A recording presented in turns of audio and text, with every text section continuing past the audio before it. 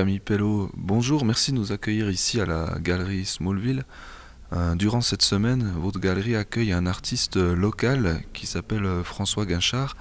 Est-ce que vous pouvez nous expliquer un petit peu comment vous avez déniché entre guillemets ce peintre? Alors, nous l'avons déniché à la Biennale du Musée des Beaux-Arts de la Chaux-de-Fonds, qui a eu lieu en début de cette année, et on a trouvé son travail très intéressant. Il avait exposé un brochet, et on avait trouvé que c'était particulièrement inédit de pratiquer de la peinture sous-marine et de ressortir des toiles avec cette empreinte. C'est un artiste qui habite, je crois, à Colombier, qui est vraiment dans un ancrage très local. Est-ce que c'est quelque chose que vous désirez mettre en avant ici à la galerie Smallville, peut-être les artistes de la région? Alors c'est l'un des buts de la galerie que de mettre en avant les artistes de la région. Les jeunes pousses, mais aussi les un peu moins jeunes pousses, comme François, qui reste quand même assez discret et peu connu du public sur son art.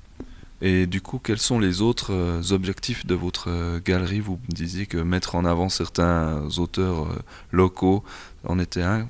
Quels sont les autres objectifs que vous poursuivez?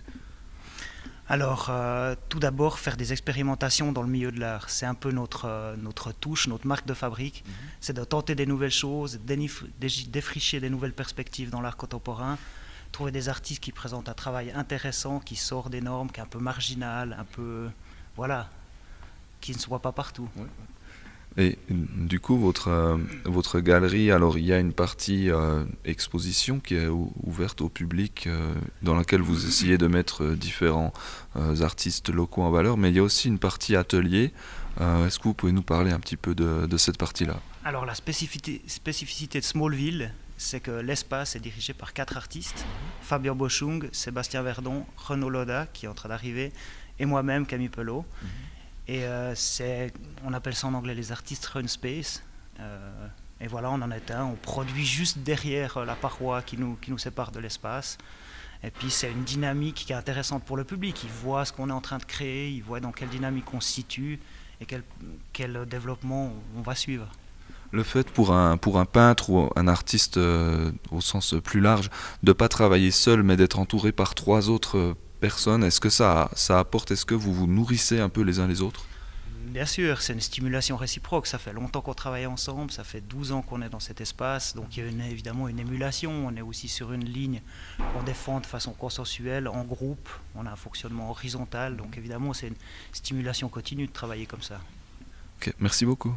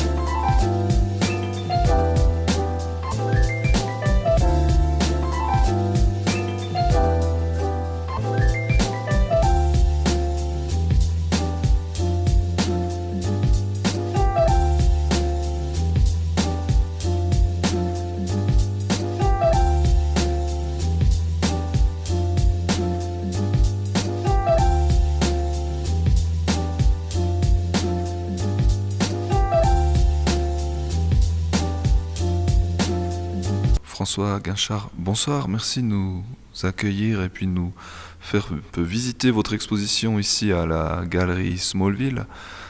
J'aimerais commencer avec les tableaux qu'on a ici devant nous qui démontrent une technique qui est un petit peu spéciale dans le sens où vous travaillez avec des croquis que vous réalisez d'abord en plongée. Est-ce que vous pouvez un petit peu nous expliquer votre démarche? Expliquer la démarche. Je n'ai pas compris moi-même exactement ce que je fais. J'aime bien la plongée, j'aime bien les brochets, c'est des sujets passablement impressionnants de ce qu'on a dans nos lacs. Peut-être s'approprier des moments particulièrement intenses dans la plongée. Vous travaillez avec une tablette sous l'eau ou bien est-ce que vous utilisez plutôt des photographies? Des tablettes en plastique et puis du crayon, tout bête. Le plastique ne fond pas dans l'eau, c'est une de ses qualités. Il prend bien le crayon, c'est une autre de ses qualités. Là, on a un croquis relativement abouti, les 2 toiles sont juste après, là. Alors, je passe un moment sous l'eau à mettre en place la scène, et puis, une fois retourné à la maison, je m'installe, et puis je fais des croquis plus poussés, et puis ça aboutit sur un tableau à l'huile. On a quelque chose qui doit être assez spécial. Le moment où vous faites ce croquis justement sous l'eau, vous devez être relativement discret, pas vous approcher.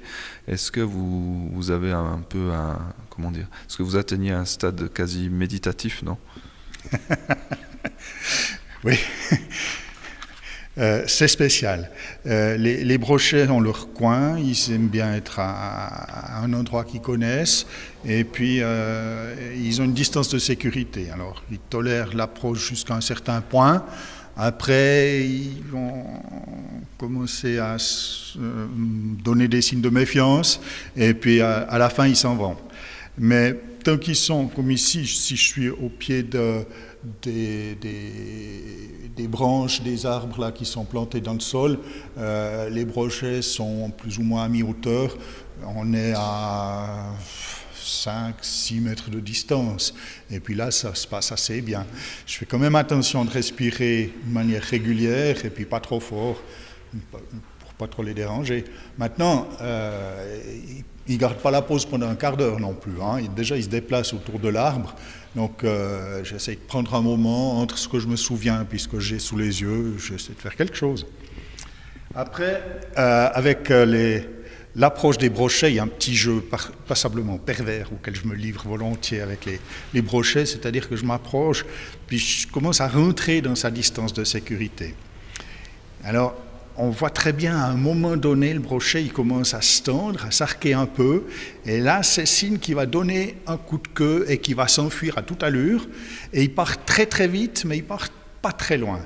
Alors si j'arrive à anticiper la chose, et puis à démarrer juste avant lui, il donne son coup de queue quand même, mais quand il arrive, je suis déjà là, et là il comprend pas. Et la tête d'un brochet qui comprend pas, ça vaut des rangs. Vous avez, sauf erreur, réalisé beaucoup de vos toiles dans la région qu'on appelle la pointe de la Reuse. D'où vous vient cet attachement à cet endroit-là en particulier? Alors, c'est le plus beau coin de plongée du lac. Depuis Auvergnat, on a un plateau, puis après un talus. À la pointe de la Reuse, il y a des falaises, il y a plus de poissons aussi. C'est plus joli d'aller plonger là-bas. Et voilà, on continue notre visite. On se trouve maintenant devant le tableau « À qui rêve l'homme au fond » qui a donné ce nom à l'expo qui a lieu ici cette semaine. Il y a justement, on revient un petit peu à ce côté dont on parlait tout à l'heure, ce côté un petit peu méditatif. Qu'est-ce que vous avez trouvé, puis à quoi vous rêvez, vous, quand vous êtes au fond de l'eau? Oui, disons que ça me paraît assez représentatif. Hein. Là, la plongée est terminée, c'est une remontée. Donc, c'est remonter en respectant la vitesse de remontée, en respectant les paliers. Et puis, les rêves montent en même temps que les bulles. Donc, ça prend forme assez souvent de cette manière-là. Quand vous êtes au fond de l'eau, vous avez fait votre croquis, vous êtes prêt, vous avez envie de remonter, mais vous devez le faire par palier. Est-ce que c'est dans cette période-là, dans la remontée, que vous avez déjà finalement un peu le tableau qui se constitue dans votre esprit?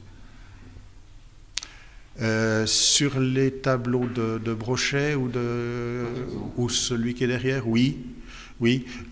Ça m'arrive régulièrement d'avoir un tableau en tête, puis de retourner voir sur site, bien mettre en place les détails et puis faire attention à certains points particuliers dans le croquis pour l'avoir, pour être un peu documenté, quoi. Vous avez pas forcément tous vos tableaux qui sont réalisés sous l'eau, mais l'eau est présente dans, je crois, toutes vos toiles. Oui. Vous pouvez peut-être nous dire d'où vient cet attachement? Je ne sais pas si vous le savez vous-même. Je ne sais pas. Je ne sais pas. J'ai 2-3 pistes, mais je ne sais pas. J'ai toujours été attiré par l'eau, par les bateaux, plonger, c'est encore mieux que naviguer, mais naviguer, c'est pas mal. Donc j'ai des bateaux, je donne des cours pour faire passer les permis voile, je vais faire des convoyages en mer, oui, c'est assez mon élément.